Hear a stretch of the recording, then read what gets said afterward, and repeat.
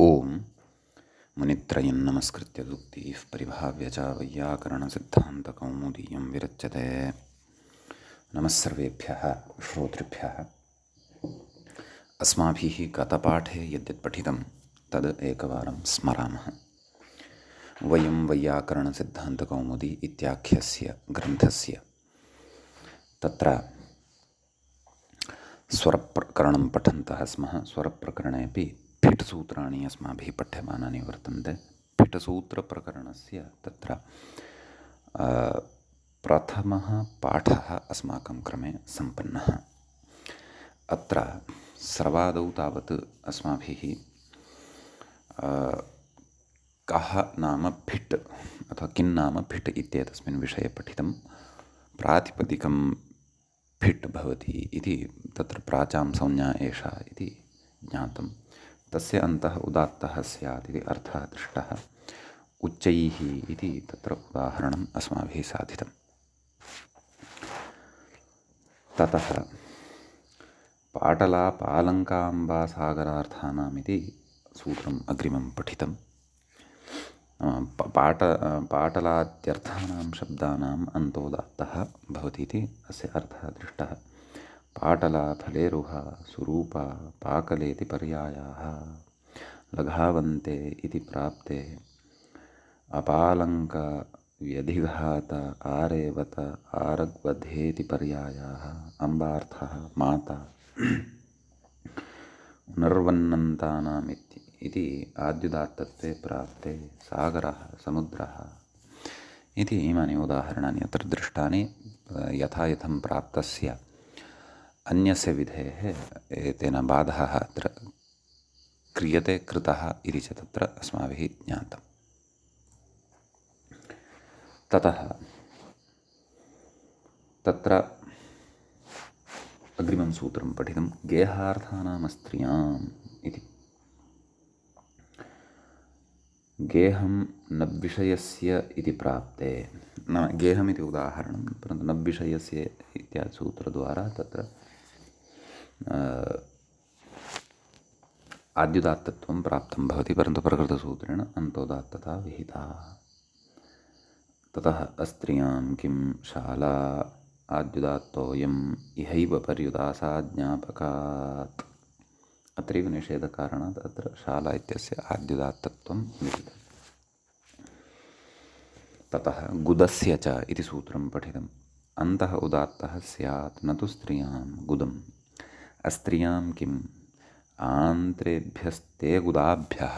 गुदा इति शब्दः यदि स्त्रियां तदा तु अयमन्तोदात्तः न प्रवर्तते। तर्हि स्वाङ्गशिटामदन्तानाम् इत्यन्तरङ्गम् आद्युदात्तं ततष्टाप् इत्युक्तं, नाम गुदा इति शब्दविषये। ततः सूत्रं पठितं। ध्यपूर्वस्य स्त्रीविषयस्य धकारयकारपूर्वः यः अन्त्यः अच् सः उदात्तः अन्तर्धा इति उदाहरणं पठितं।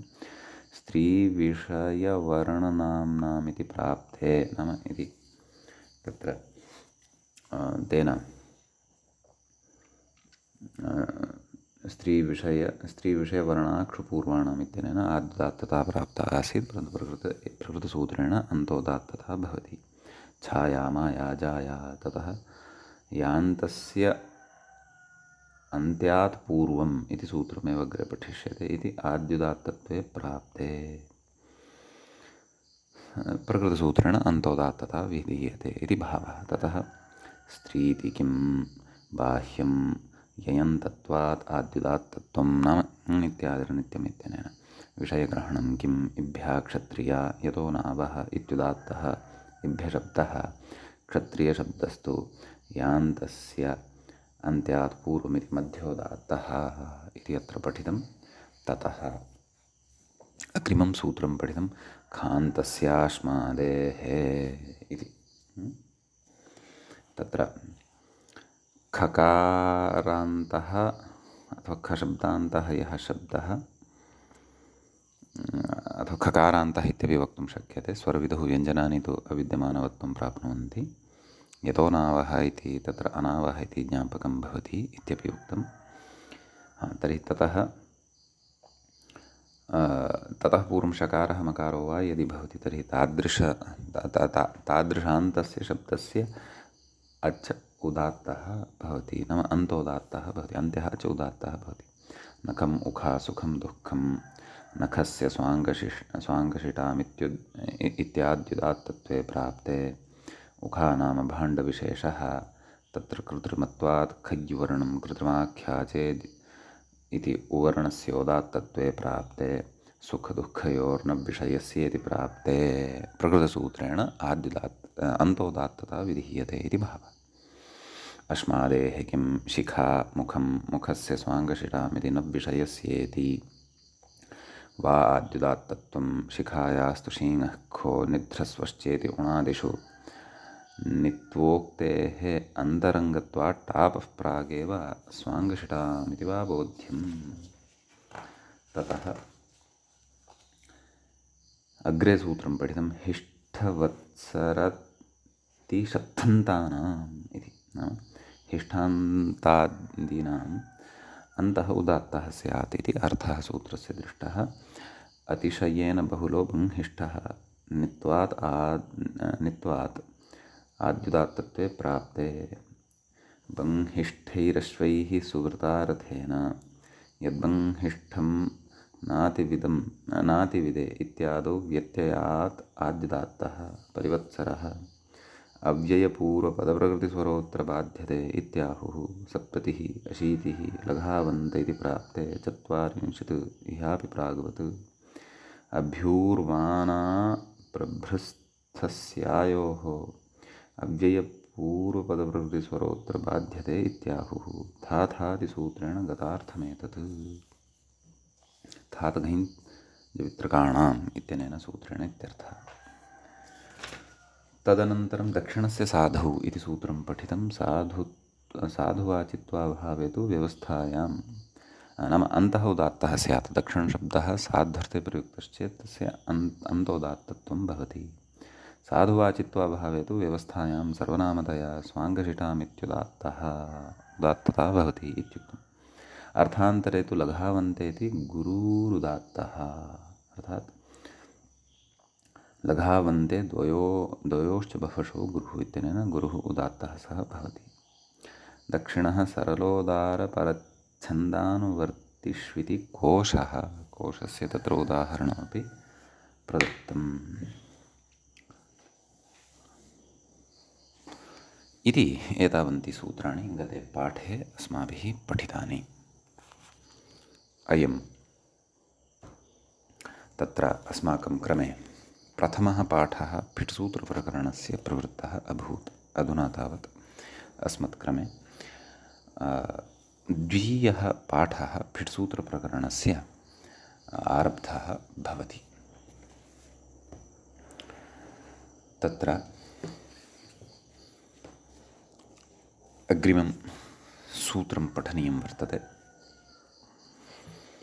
तच्च भवति एवं। व्याख्याता तु अग्रिमं सूत्रं न स्पृशति। अस्माभिः द्रष्टव्यं स्वाङ्गाख्यायामादिर्वा इत्यस्ति। तत्र स्वाङ्गाख्यायाम् इति सप्तमी विभक्तेः एकवचनान्तं भवति। आदिः इति प्रथमान्तं भवति। वा इति अव्ययपदं भवति। दक्षिणस्य साधौ इत्यतः दक्षिणस्य इति पदम् अनुवर्तते। फिषोन्तोदात्तः इति समग्रमपि सूत्रं प्रकृते अनुवर्तते। समीचीनं। किं कथयति तत्र मूले सूत्रार्थं तद्द्रष्टव्यम्। इह दक्षिणस्य आद्यन्तौ पर्यायेण उदात्तौ स्तः। स्वाङ्गाख्या यदि भवति, स्वाङ्गञ्च नाम किमिति वयं वदामः, इति वयं जानीमः। तद् उदाहरणे पश्यन्तु। दक्षिणो बाहुः, बाहुः स्वाङ्गं भवति। अतः प्रकृते पर्यायेण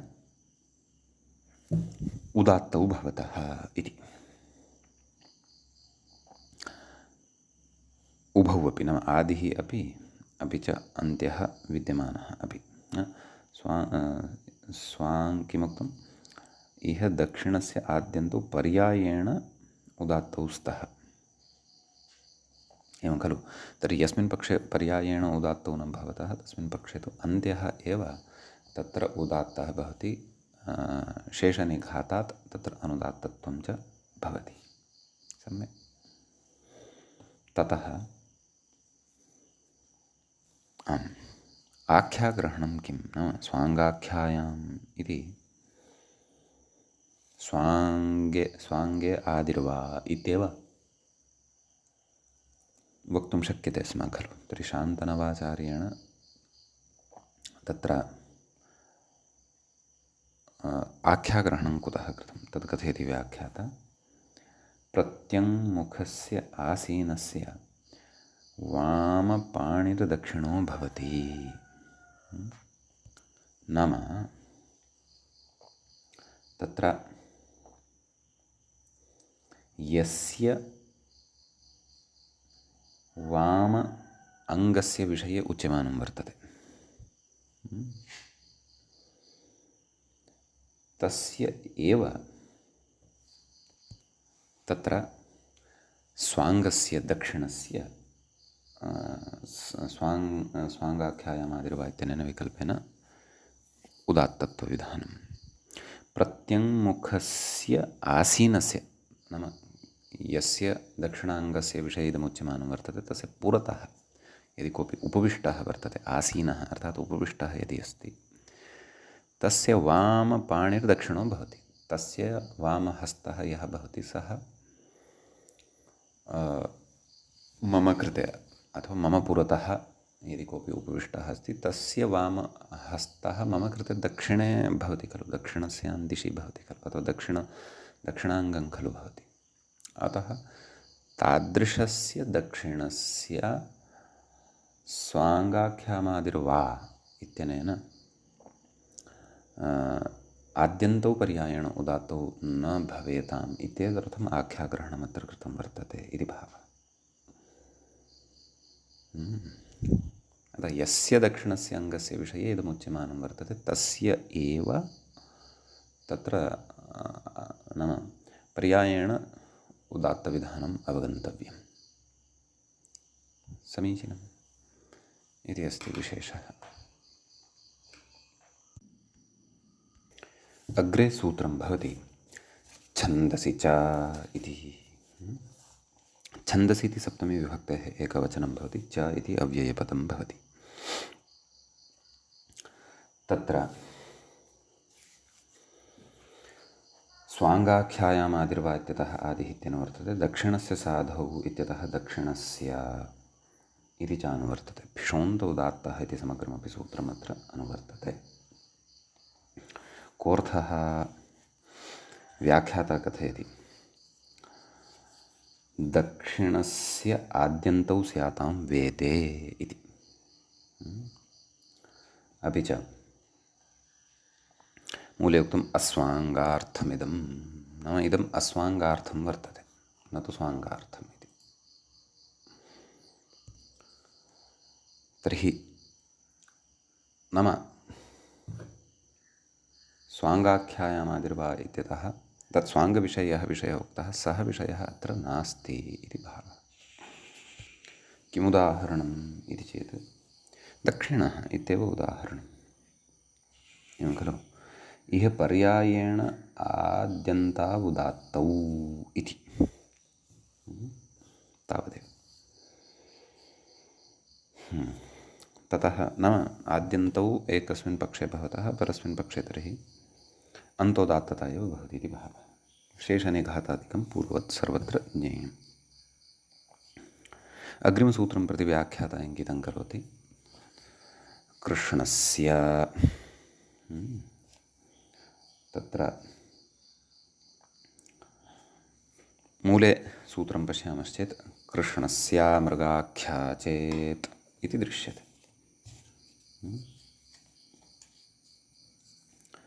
तर्हि तत्र पदच्छेदमादौ पश्यामः। कृष्णस्य षष्ठीविभक्तेः एकवचनान्तम्, अमृगाख्या प्रथमाविभक्तेः एकवचनान्तं चेत् इति अव्ययं भवति। तत्र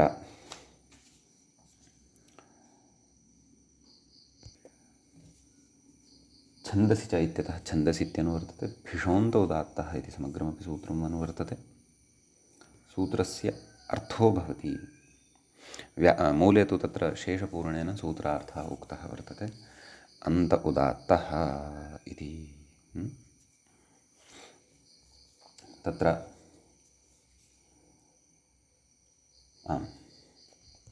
नाम मृगाख्या, नाम मृगार्थः यदि विवक्षितः भवति,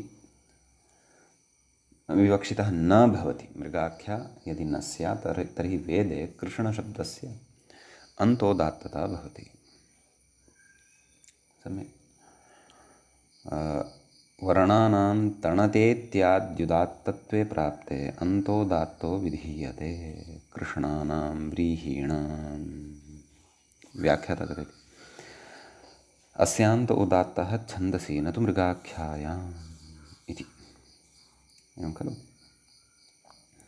अतः तत्र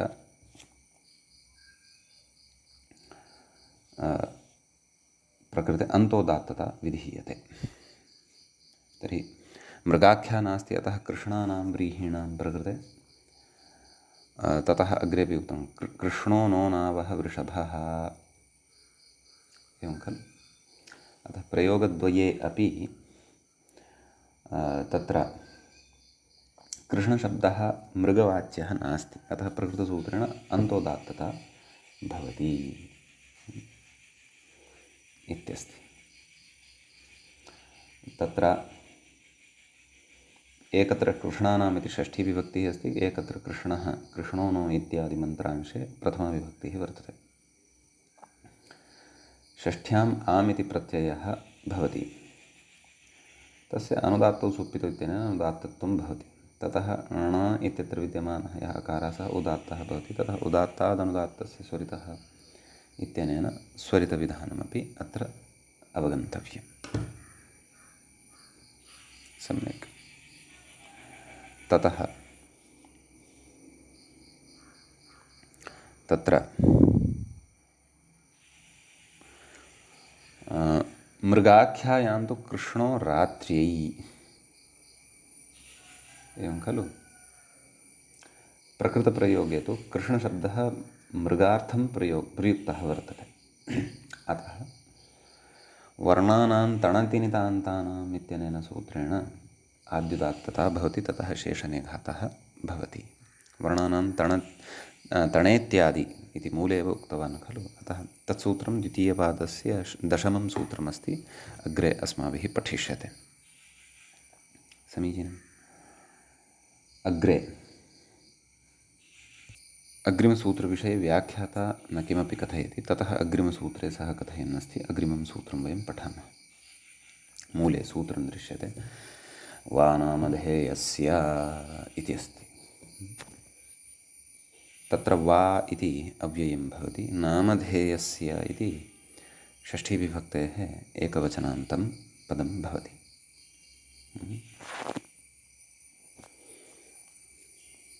तत्र कृष्णस्य मृगाख्या चेत् इत्यतः कृष्णस्य इत्यनुवर्तते, छन्दसि च इत्यतः छन्दसि इत्यनुवर्तते, भिषोन्तोदात्तः इत्यतः फिषः अन्तः उदात्तः इति इमानि च पदानि अनुवर्तन्ते। छन्दसि च इत्यतः छन्दसि इति भिषोन्तोदात्तः इति समग्रमपि सूत्रम् अनुवर्तते। अस्तु। तत्र मूले कथयति कृष्णस्येत्येव।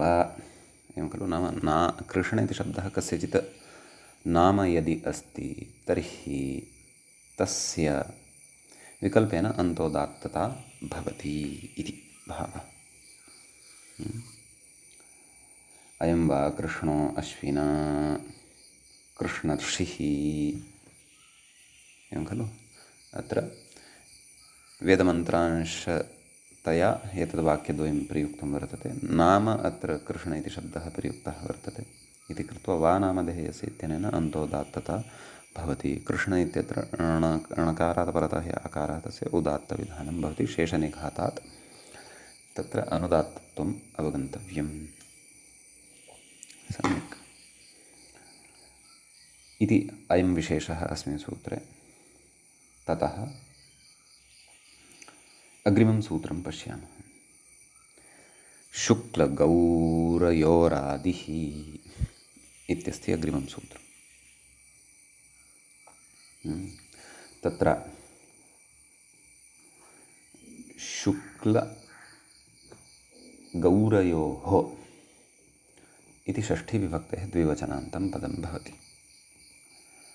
आदिः इति प्रथमाविभक्तेः एकवचनान्तं भवति। भिषोन्तोदात्तः इति सूत्रात् उदात्तः इत्यनुवर्तते। अन्तः इत्यस्य तु अनुवर्तनमत्र न शक्यते, अतः अत्र आदिः इत्युक्तत्वात् आदिविधानं क्रियमाणं वर्तते इति भावः। एवं खलु। कः अर्थः सूत्रस्य भवति इति चेत् शुक्ल इति शब्दः, गौर इति च शब्दः, अनयोः इतरेतरयोगद्वन्द्वः खलु। अनयोः आदिः अचयः सः उदात्तः भवति। सम्यक् व्याख्याता कथयति एके इति मूले पश्यन्तु। नित्यमुदात्तः स्यादित्येके, नाम अनयोः द्वयोः शब्दयोः नित्यतया उदात्तः भवति इति केचन कथयन्ति इति। सम्यक् वेत्यनुवर्तते इति तु युक्तं, समीचीनं। नाम वा नामधेयस्य इत्यतः वा इत्यस्य अनुवृत्तिः अत्र कर्तव्या इत्येव युक्तम् इति तु युक्तम् अस्ति इति अयं कथयति ग्रन्थकारः। व्याख्याता कथयति तन्मते अस्मिन् सूत्रे नामधेयस्य इत्यनुवर्तते। नाम ये प्रकृते नित्यम् उदात्तः स्यात् इति कथयन्ति तद्विषये व्याख्याता इदं कथयन्नस्ति। वचनविपरिणामेन अन्वयः नामधेययोः शुक्लगौरयोः आदिरुदात्तः इत्यर्थः इति सूत्रार्थः सम्पद्यते। मम पुस्तके नामधेययोः एतदनन्तरं पूर्णविरामः जातः अस्ति, सः अपाकरणीयः। एकमेव वाक्यं तत्।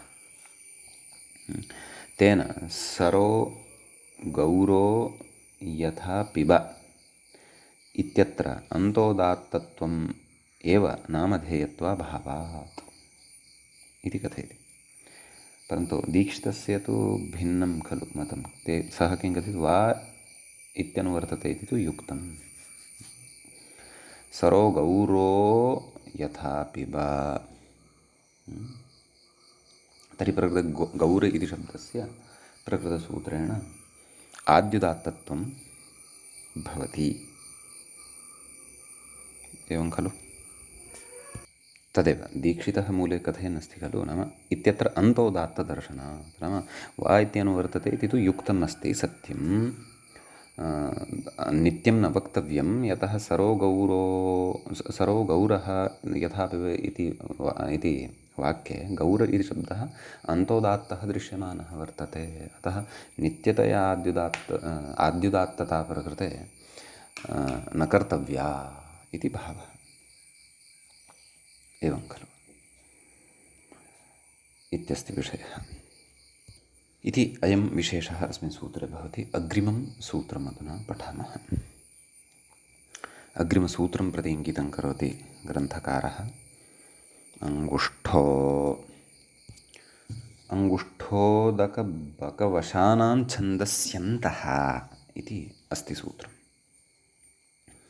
तत्र अङ्गुष्ठोदकबकवशानां षष्ठीविभक्तेः बहुवचनान्तं भवति, छन्दसि इति सप्तम्यन्तं भवति, अन्तः इति प्रथमाविभक्तेः एकवचनान्तं भवति। सम्यक् अङ्गुष्ठश्च उदकञ्च बकश्च वशा च एतेषाम् इतरेतरयोगद्वन्द्वः भवति। तासाम् अङ्गुष्ठोदकबकवशानां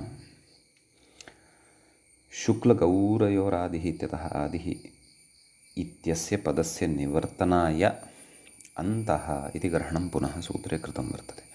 फिषोन्तोदात्तः इत्यतः फिषः उदात्तः इति एतद्द्वयं च अनुवर्तते। व्याख्याता कथयति येषाम् अन्तोदात्तश्छन्दसि नाम एते ये अङ्गुष्ठादयः शब्दाः वर्तन्ते एतेषां वेदे अन्तोदात्तता भवति। सम्यक् तत्र कथयति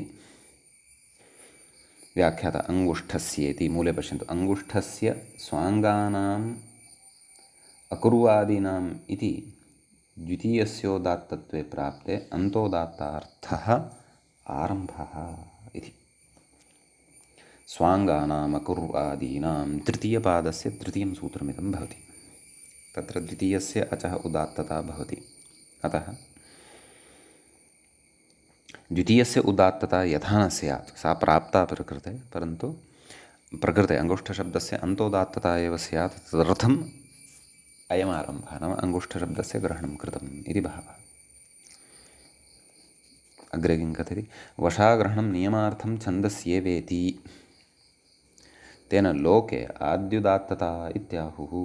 व्याख्याता किं कथयति अङ्गुष्ठस्येति उपलक्षणमिदं बकशब्देऽपि प्राणिनां कुपूर्वमित्युदात्तत्वे प्राप्ते इति बोध्यम्। एवं खलु कस्मिन् बकशब्दे इत्यस्ति कुपूर्वम् इति उदात्तत्वविधानं तु अग्रे आगच्छेत् पठिष्यामः। सम्यक् तर्हि क्रमशः इमानि कानि भवन्ति उदाहरणानि।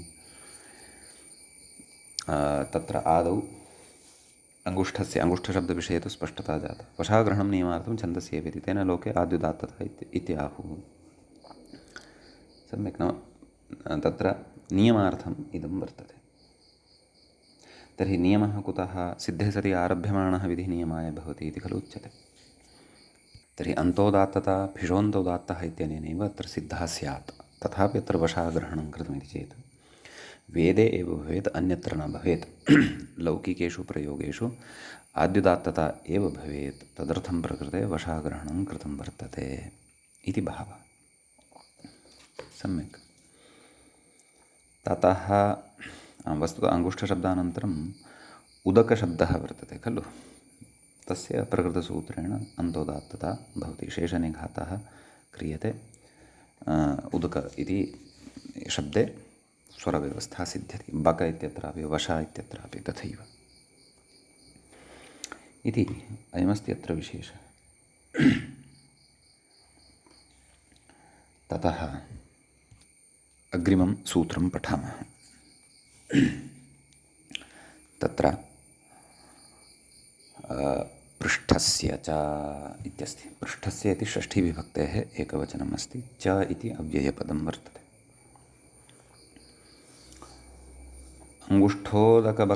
अङ्गुष्ठोदकबकवशानां छन्दस्यन्तः इत्यतः छन्दसि इत्यनुवर्तते, अन्तः इति च अनुवर्तते। फिषोन्तोदात्तः इत्यतः फिषः उदात्तः इति च अनुवर्तते।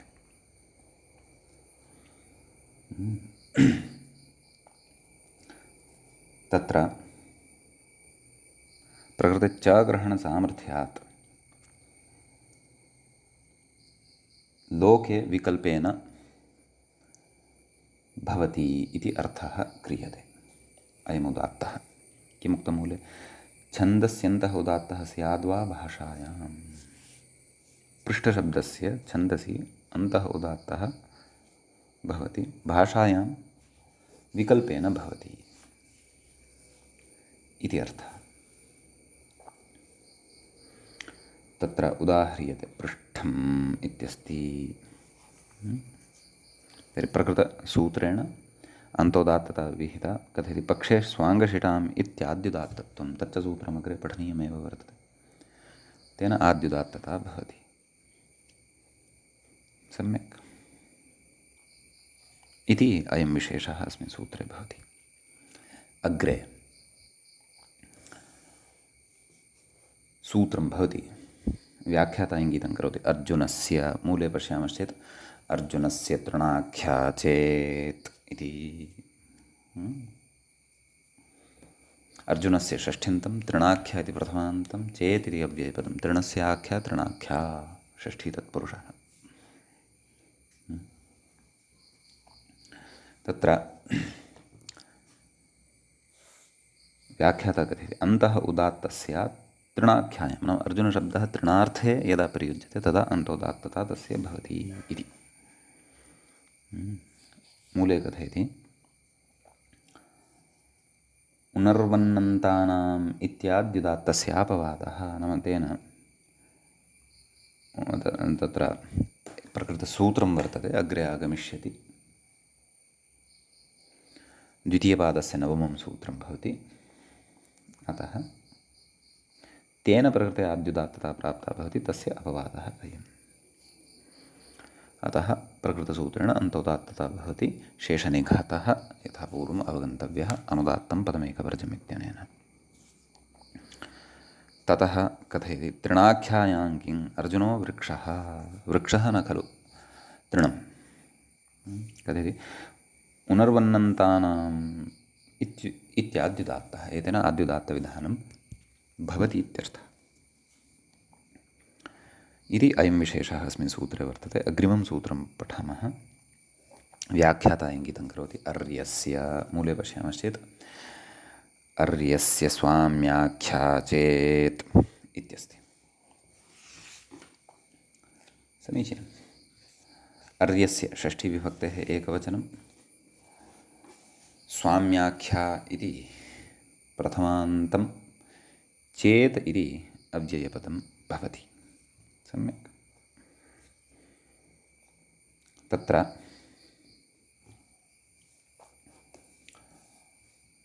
स्वामिनः आख्या स्वाम्याख्या षष्ठी तत्पुरुषः अङ्गुष्ठोदक बकवशानां छन्दस्यन्तः इत्यतः अन्तः इत्यनुवर्तते भिषोन्तोदात्तः इत्यतः भिषः उदात्तः इति च अनुवर्तते।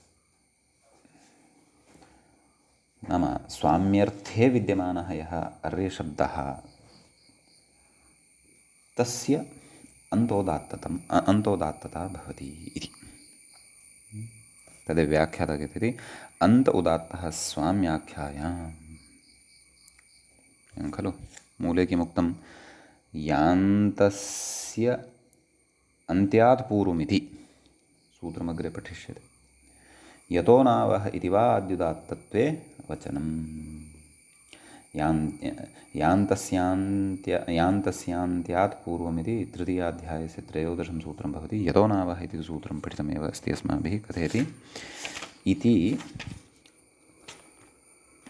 इति वा आद्युदात्ते प्राप्ते वचनं नाम यदि आभ्यां सूत्राभ्याम् आद्युदात्तत्वं प्राप्तं भवति परन्तु प्रकृतसूत्रेण अन्तोदात्तता विधीयते इति भावः।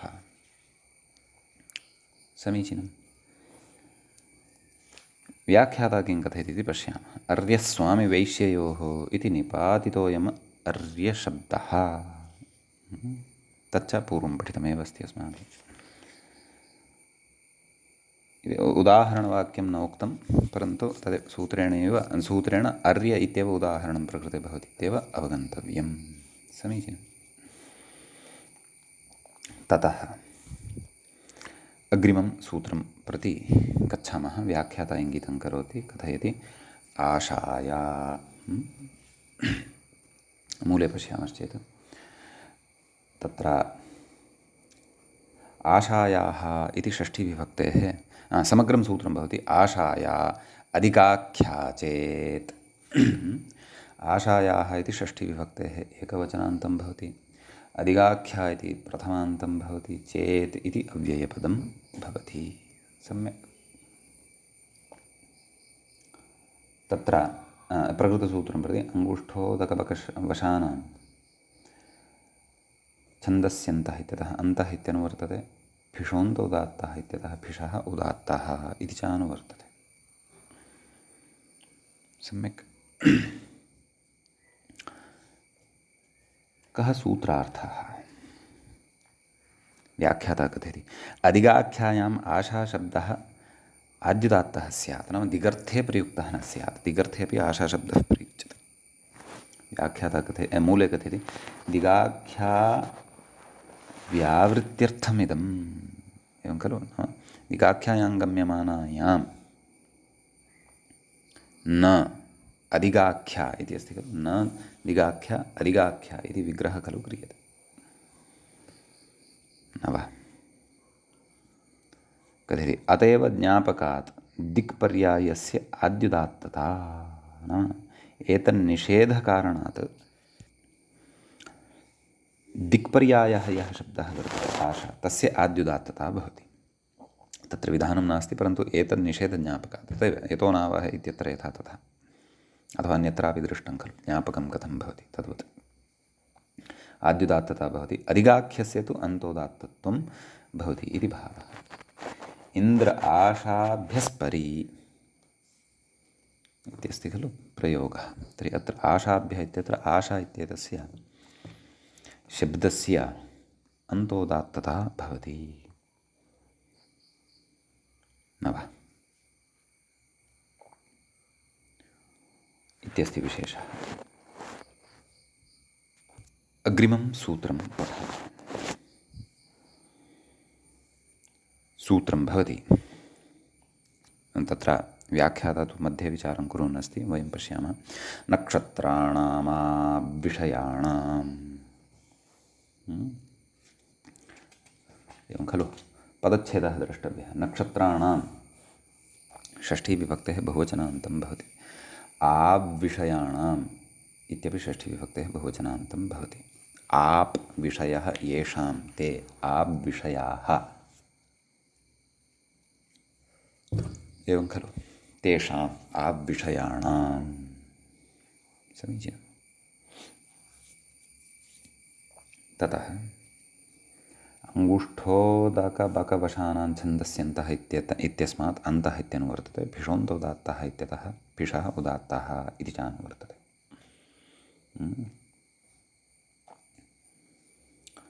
नाम तादृशनक्षत्रवाचिनः शब्दाः येभ्यः स्त्रीत्वविवक्षायां टाप् प्रत्ययः प्रयुक्तः भवति तादृशानां शब्दानाम् अन्तोदात्तता भवति 27 नक्षत्राणि वर्तन्ते खलु तत्र केचन पुल्लिङ्गे वर्तन्ते केचन स्त्रीलिङ्गे वर्तन्ते अतः तत्र तावन्ताः ये वर्तन्ते तेषाम् अन्तोदात्तता भवति इति भावः तत्र व्याख्याता कथयति ज्येष्ठे इत्यादि मूले द्रष्टव्यं किम् आश्लेष अनुराधादीनां लघावन्तेति प्राप्ते नाम लघावन्ते द्वयोश्च बह्वशो गुरुः इत्यनेन तत्र आद्युदात्तता प्राप्ता भवति मध्युदात्तता प्राप्ता भवति ज्येष्ठा श्रविष्ठा धनिष्ठानाम् इष्ठन्नन्तत्वात् इष्ठन्नन्तत्वेन आद्युदात्तत्वे प्राप्ते वचनम् एवं खलु इष्ठं नाम तत्र नित्यं भवति खलु अतः नित्यादिर्नित्यमित्यनेन आद्युदात्तत्वं प्राप्तं भवति तन्मा भूत् अन्तोदात्तता भवेत् आब्विषयाणाम् येषां नक्षत्राणां तदर्थम् इदं सूत्रम् आरब्धं वर्तते व्याख्याता किं कथयति पश्यामः प्रशस्यस्य शः जच इति प्रशस्य शब्दात् इष्ठनि धनवती अत्र पाठः ईषद् भ्रमाय अस्ति सुबोधिन्याम् अतः पाठभेदं पश्यन्नस्मि पश्यन्तु ज्येष्ठेत्यादि इति उक्तवान् खलु ततः अन्यत्र पश्यन्नस्मि तत्र एवं पाठः अस्ति प्रशस्यस्य श्रः ज्यचेति प्रशस्य शब्दात् इष्ठनि ज्यादेशः क्व ज्येष्ठा इति शब्दविषये खलु कथयन्नस्ति एषः ज्येष्ठा श्रविष्ठा इत्यादि मूले या पङ्क्तिः उक्ता किल तत्सम्बन्धे ज्यादेशः तदनन्तरं तत्र नाम अन्यत्र यः पाठः वर्तते तत्र धनवती इति न दृश्यते इष्ठनि ज्यादेशः इत्युक्त्वा तत्र अग्रे उच्यते श्रवणं श्रवः इति अतः मोतिलाल् बनारसिदास् प्रकाशने यदि तत्र धनवती इति अस्ति तर्हि तत्तु अपसारणीयम् इति भाति पाठभेदं पुनः पश्यामि श्रवणं श्रवः इत्यस्ति अग्रे अन्यत्र पाठः श्रवणं श्रवः समीचीनं ततः अस्ति सोऽस्यास्तीति श्रववती। एवं खलु? तदनन्तरमस्ति अयं पाठः, धनं विद्यते यस्याः सा धनवती। नाम श्रविष्ठा अपि च धनिष्ठा इति शब्दविषये इदमुच्यमानं वर्तते। अतिशायिता श्रववती धनवती श्रविष्ठा धनिष्ठा इष्ठनि विन्वतोर्लुगिति मतुपः लुकु इति। एवं रीत्या अत्र नाम समन्वयनं कर्तव्यं। किञ्चित् अग्रे पृष्ठे जातमस्ति, अतः पाठभेदं दृष्ट्वैव सम्यक्तया अत्र बोधं प्राप्नुवन्तु, अन्यथा भ्रमाय स्यात् विषयः।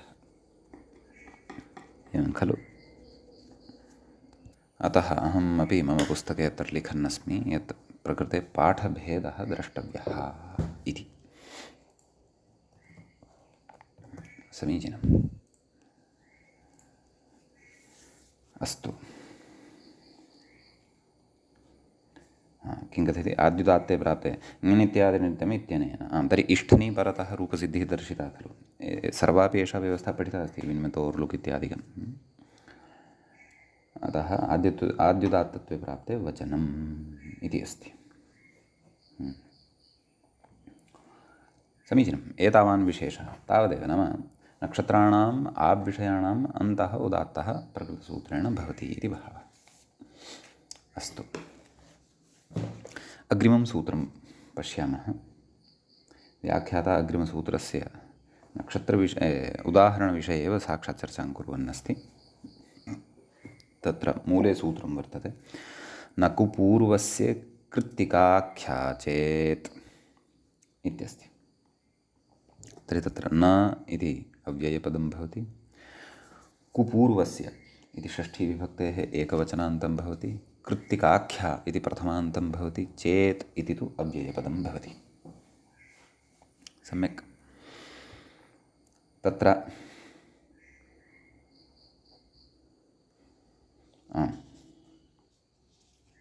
सूत्रस्य अर्थः कर्तव्यः। तदर्थं नक्षत्राणामविषयाणाम् एतत् समग्रमपि पदमत्र अनुवर्तते। अङ्गुष्ठोदकबकवशानां छन्दस्यन्तः इत्यतः अन्तः इत्यनुवर्तते, फिषोन्तोदात्तः इत्यतः फिषः उदात्तः इति च अनुवर्तते। कुपूर्वः यस्य, सः कुपूर्वः तस्य, कृत्तिकायाः आख्या कृत्तिकाख्या, एवमत्र विग्रहः ज्ञेयः। निषेधः अयं वर्तते खलु। नाम यस्मिन् शब्दे यः नक्षत्रवाची शब्दः आब्विषयः वर्तते, परन्तु तत्र आपः पूर्वं कवर्गस्य वर्णः यदि भवति, कुपूर्वः यस्य, एवं खलु, तादृशस्य नक्षत्रवाचिनः नाम सति सर्वस्मिन् अपि निमित्ते अन्तोदात्तता न भवति इत्युच्यते इति सूत्रस्य अर्थः। अतः किमुदाहरणं? कृत्तिकानक्षत्रम् इति, एवं खलु। कृत्तिकानक्षत्रमिति मूले उदाहृत्य व्याख्याता कथयति, लघावन्ते इति आद्युदात्तत्वं। नाम लघावन्ते बफशो गुरुः इत्यनेन आद्युदात्तता प्रकृते भवति इति भावः। अग्रे किमुक्तं? केचित्तु कुपूर्वः यः आप् तद्विषयाणामिति व्याख्याय आर्यिका बहुलिका इत्यत्रापि अन्तोदात्तः नेत्याहुः, एवं रीत्या व्याख्यान्ति केचन। अतः शब्दान्तरेषु अपि ते आर्यिका बाहुलिका इत्यत्रापि अन्तोदात्तता नास्ति इति कथयन्ति। अस्तु, इति एतावान् विशेषः अस्मिन् सूत्रे भवति। अग्रिमं सूत्रमधुना पठामः। व्याख्याता इङ्गितं करोति घृतमिति। मूले सूत्रं पश्यामः। घृतादीनां च इति भवति। घृतादीनामिति षष्ठीविभक्तेः बहुवचनान्तं भवति।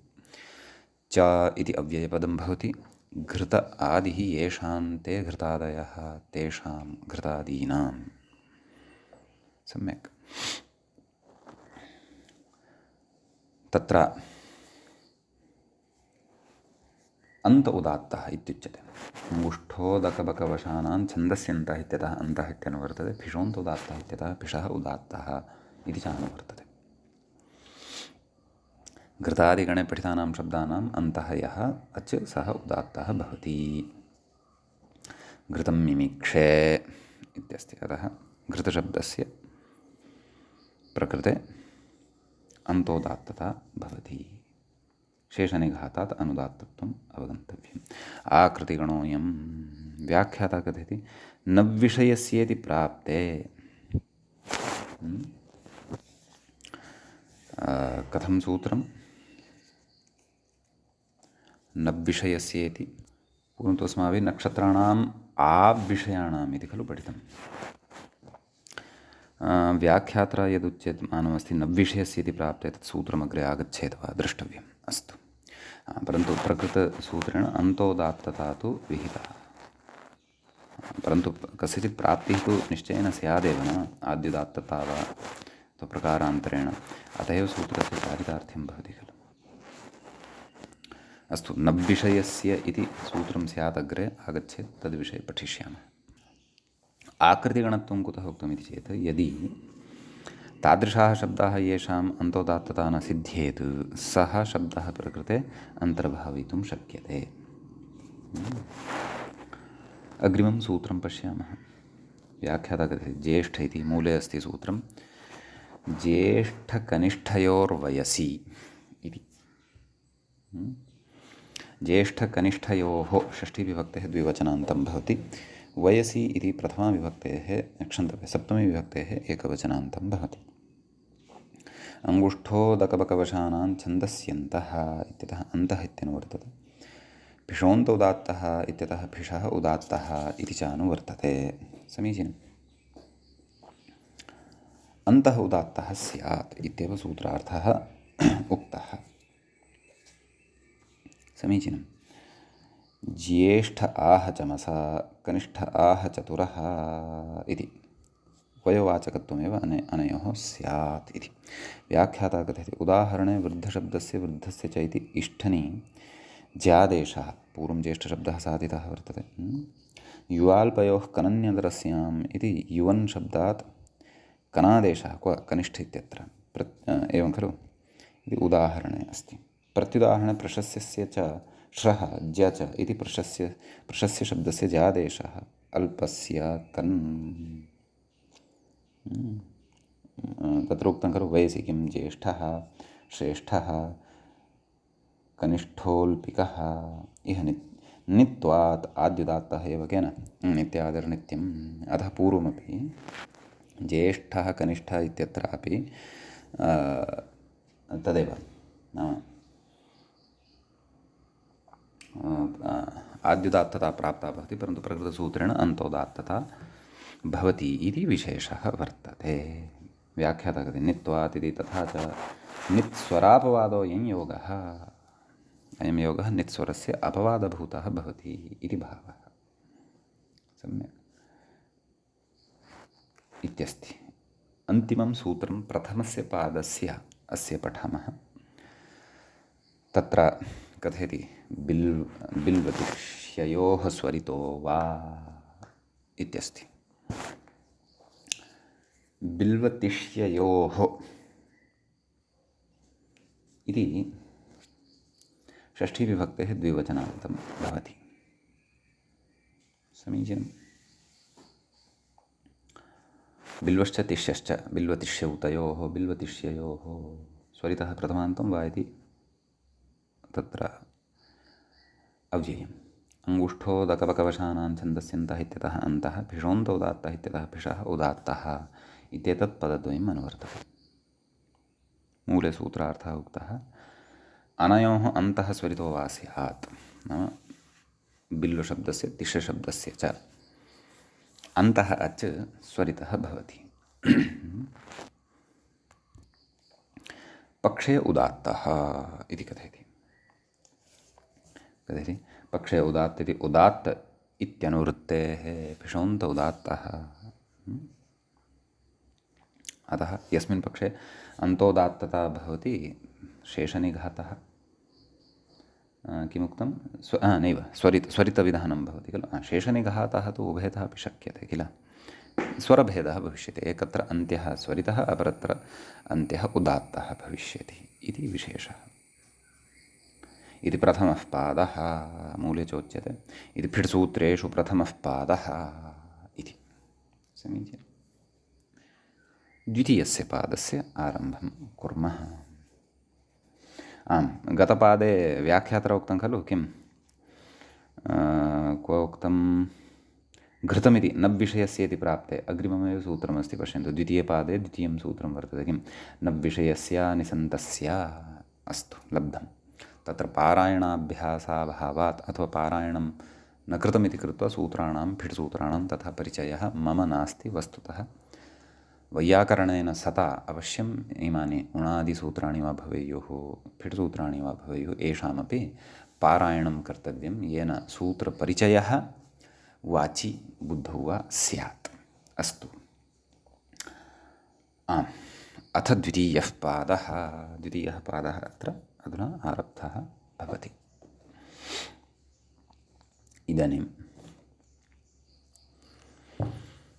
व्याख्याता तु साक्षात् द्वितीयसूत्रविषये एव चिन्तयन् अस्ति नाम आरब्धवान् अस्ति प्रथमं सूत्रं त्यक्तवान् अधिकारः वर्तते वयं पठामः सूत्रं वर्तते अथादिः प्राक् शकटेः इत्यस्ति अथ इति अव्ययम् आदिः इति प्रथमान्तं प्राक् इति प्रथमान्तं प्राक् इति अव्ययं शकटेः इति पञ्चमी विभक्तेः एकवचनान्तं भवति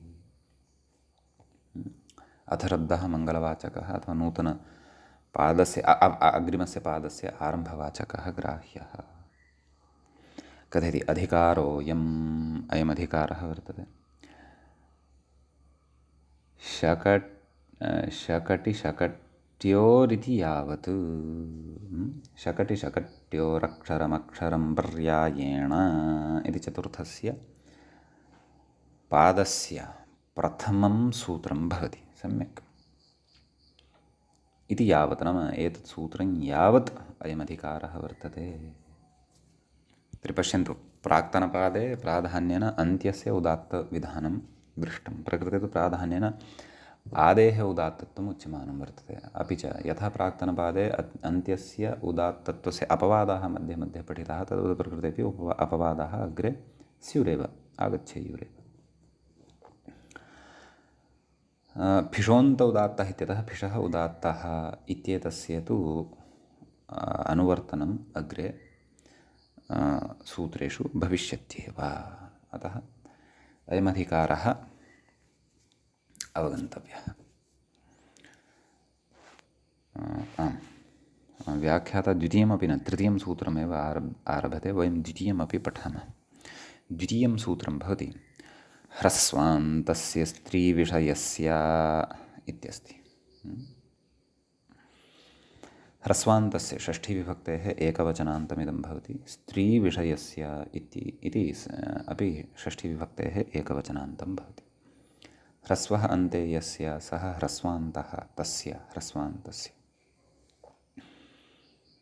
समीचीनं स्त्रीविषयस्य स्त्रियाः विषयः स्त्रीविषयः तस्य स्त्रीविषयस्य फिषोन्त उदात्तः इत्यतः फिषः उदात्तः इति च अनुवर्तते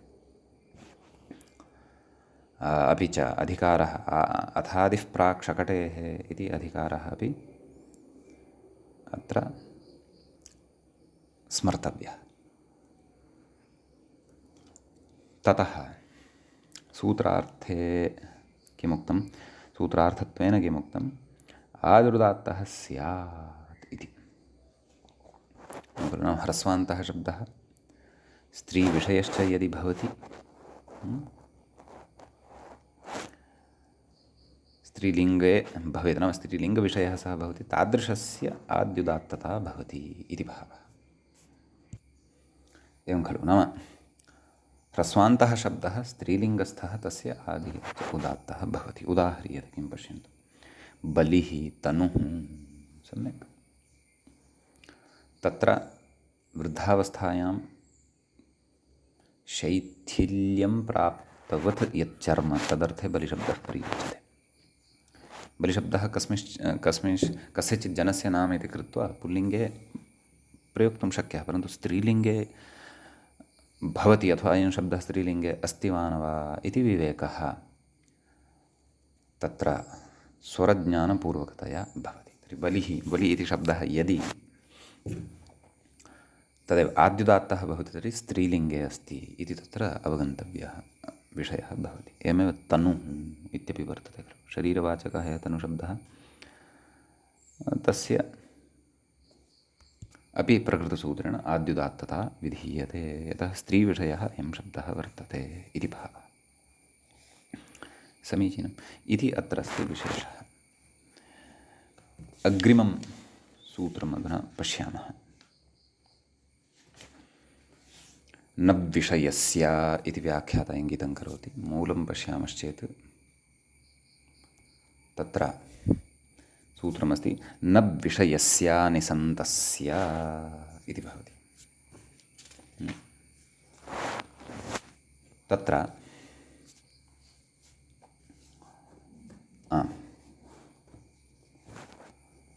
नपः विषयः न विषयस्य इति षष्ठीविभक्तेः एकवचनान्तं भवति।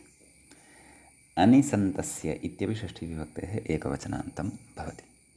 नपः विषयः न विषयः तस्य न विषयस्य षष्ठीतत्पुरुषः, निसन्ते यस्य सः निसन्तः, न निसन्तः अनिसन्तः तस्य अनिसन्तस्य।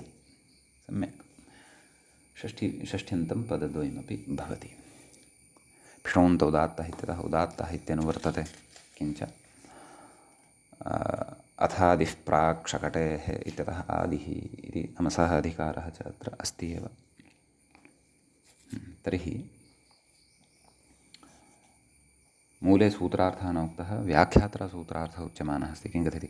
इसन्तवर्जितस्य नित्यनपुंसकस्य आदिरुदात्तः स्यात्। एवं खलु? इस् प्रत्ययान्तः न स्यात्, नपुंसकलिङ्गविषयः शब्दः स्यात्, तस्य आदिरुदात्तता भवति। उदाह्रियते वनेन वायः, तत्र एकारस्य मात्रा लुप्ता वर्तते, मूले योजनीय। वनेन वायः। सम्यक्। तर्हि प्रकृते वन इति शब्दः वर्तते, सः नपुंसकलिङ्गः वर्तते, इसन्तः अपि नास्ति। अपि च नपुंसक अर्थः कुतः लब्धः इति चेत् तद् कथेन अस्ति मूले एव पश्यन्तु। नप् नपुंसकम्। तत्र शान्तनवाचार्य मते अथवा प्राक्तन वैयाकरणानां भाषायां, व्याकरणस्य भाषायां नपुंसकस्य संज्ञा नप् इति कृता वर्तते। अतः नप् विषयस्य इत्युच्यते। सम्यक्। इसन्तस्य तु सर्पिः न वा? सर्पिस् इति शब्दः इसन्तः भवति, तदेव कथयति। अर्चिशुचि इत्यादिना इसिः, एवं खलु? इसि प्रत्ययान्तता वर्तते। अतः प्रकृते एतेन आद्युदात्तता न भवति। वनादिषु अन्येषु नपुंसकलिङ्गेषु एव आद्युदात्तता भवति, इसन्तस्य चेत् आद्युदात्तता न भवति इति। अतः तत्र भिषोन्तोदात्तता अन्तोदात्तता एव भवति इति भावः। सम्यक्। इत्यस्ति अत्र सूत्रे विशेषः। अग्रिमं सूत्रं वयम् अग्रिमे पाठे पठिष्यामः। अद्यतनपाठः तावत् अत्रैव उपसंह्रियते। मङ्गलञ्च कुर्मः। मुनित्रयं नमस्कृत्य तदुक्तीः परिभाव्य च वैयाकरणसिद्धान्तकौमुदीयं विरच्यते। श्रौत्रार्हन्ति चणैर्गुण्यैर्महर्षिभिरहरदिवं तोष्टुयमानोऽप्यगुणो विभुर्विजयतेतराम्। एवञ्च फिटसूत्रप्रकरणस्यास्य अस्माकं क्रमे द्वितीयः पाठः सम्पन्नः। प्रथमस्य पादस्यापि अस्मिन् द्वितीयपाठे उपसंहृतिः जाता वर्तते। द्वितीयः च प्रथमस्य पादस्यापि अत्र उपसंहृतिः जाता वर्तते। द्वितीयस्य च पादस्य आरम्भः जातः वर्तते। अग्रिमे पाठे अग्रिमं सूत्रमादाय पुनः उपस्थिताः भविष्यामः। तावता नमः सर्वेभ्यः श्रोतृभ्यः भवद्भ्यः।